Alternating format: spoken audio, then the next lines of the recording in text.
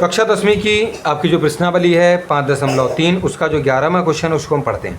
उन्होंने कहा यदि किसी एपी के प्रथम n पदों का योग 4n माइनस एन स्क्वायर है, यानी कि कोई n पद हैं, यानी कुछ पदों की संख्या है, पता नहीं कि कितने पद हैं, उन सभी पदों को जोड़ने पर कितना आ जाता है 4n माइनस एन स्क्वायर।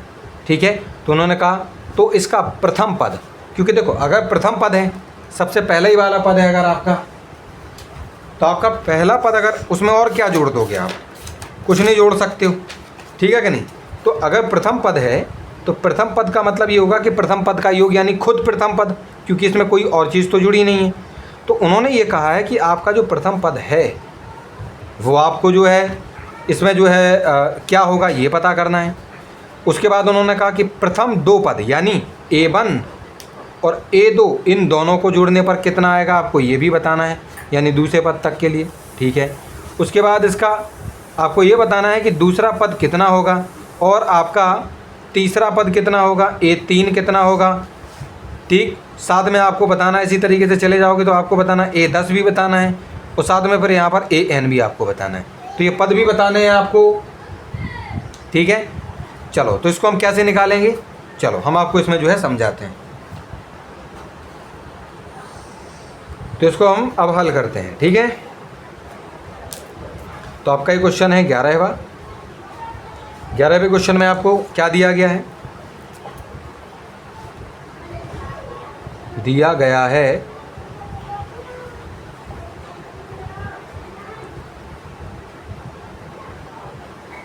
यानी गिवन n पदों का योग, n पदों का जो योग है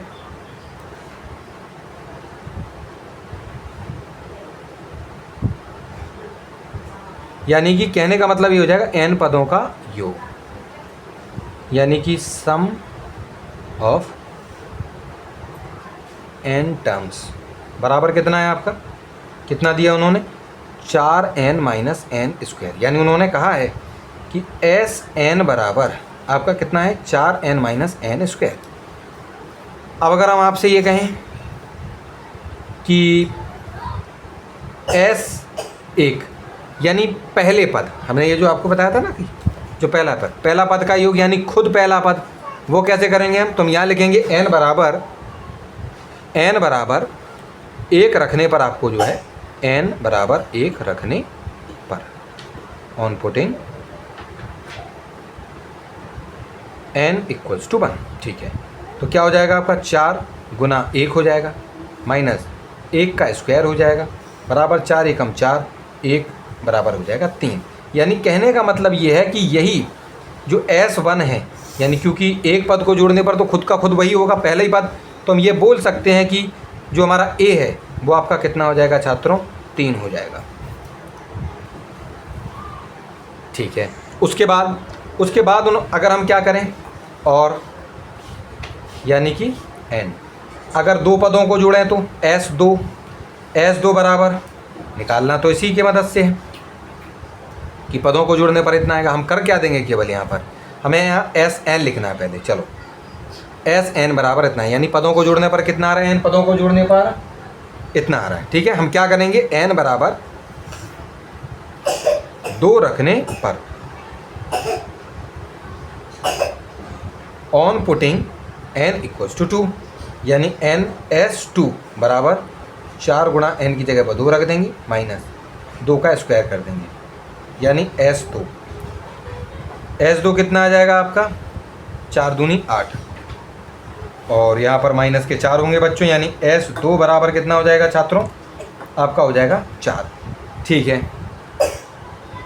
अब मुझे एक बात बताइए, इसमें कहने का अर्थ ये हो रहा है कि अगर हम अपना पहला और दूसरा पद यानी A1 और A2 को अगर हम जोड़ देते हैं, ठीक है कि नहीं, यानी दोनों पदों को जोड़ने पर ही तो आपका कितना आएगा S2 आएगा।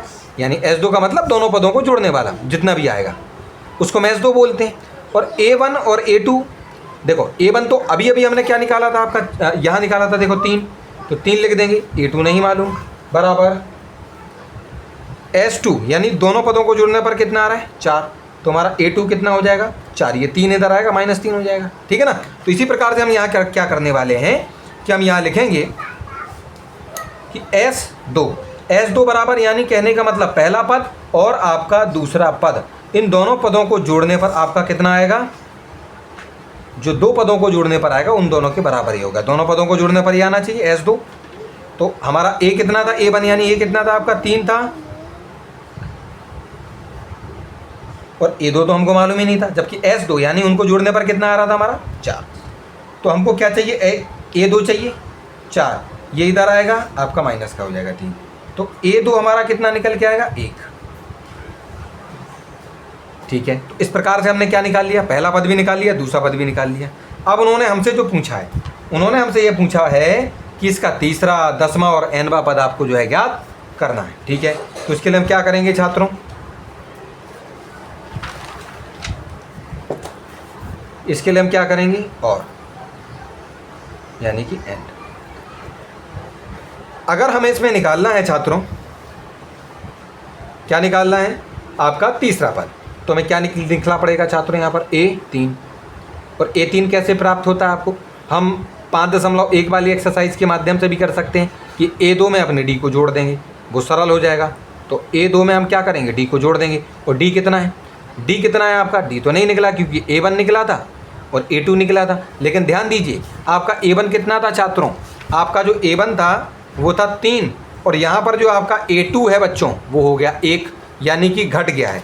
अगर हम आपकी इस तरीके से अगर हम AP रखते हैं, जैसे मान लीजिए कि यहाँ पर आपका A1 था, A1 अगर आपका था 3 और A2 हो जाए आपका 1, यानी चीज़ घट रही है, तो हमारा D कैसे निकलेगा।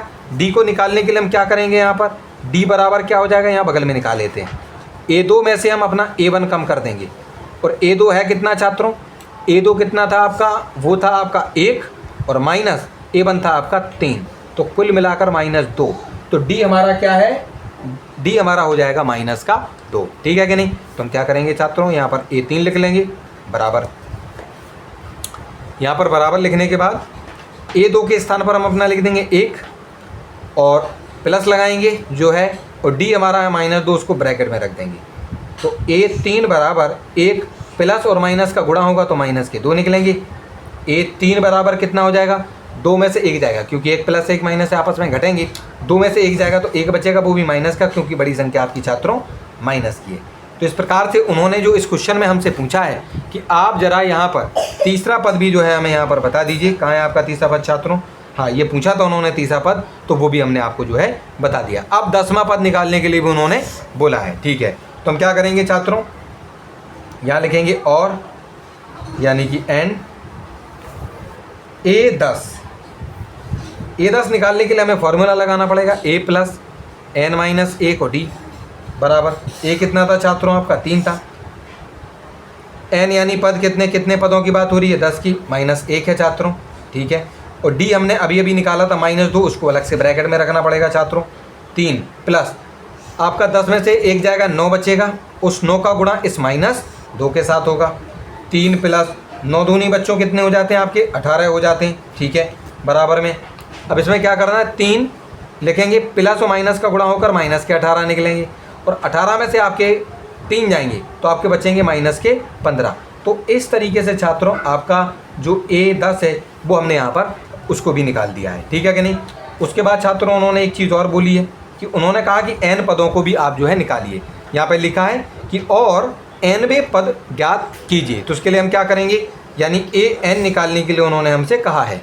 ठीक है, तो an निकालने के लिए हम क्या करेंगे, a प्लस n-1 और गुणा में d बराबर, a हमको पता था 3 है, प्लस n कितना है वो तो मालूम नहीं है, n-1 हो गया, और d कितना था हमारा -2। ठीक है, 3 का 3 लिखेंगे, प्लस इस जो -2 है उसका गुणा इस -n में होगा, तो हमारे सॉरी -n नहीं n में होगा, तो माइनस के 2n हो जाएंगे, और इस -2 का गुणा इस -1 में होगा तो आपके प्लस के ये 2 हो जाएंगे। ठीक है, तो यहाँ पर आपका 3 प्लस का गुणा माइनस के साथ होगा, इस माइनस के 2n के साथ, तो ये माइनस के 2n निकलेंगे, और इस प्लस का गुणा प्लस में होगा तो हमारे प्लस के 2 निकलेंगे। तो हमारा जवाब कितना हो जाएगा, 5 - 2n। यानी कि अगर आप छात्रों n पद अगर निकालना चाहते हैं तो 5 - 2n में आप रख दीजिए।